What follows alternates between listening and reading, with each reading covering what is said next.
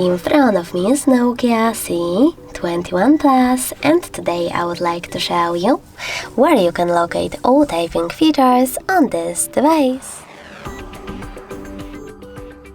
First of all, go into Settings. In them, you need to scroll all the way down and choose System. After that, go into Languages and Input, On-Screen Keyboard, and Gboard. Finally, choose Text Correction, and as you can see, all typing features are available over here. If you wish to switch on or off one of them, just click on the switcher next to the chosen one. Thanks so much for watching. If you enjoyed this video, leave a like, comment and subscribe. Bye!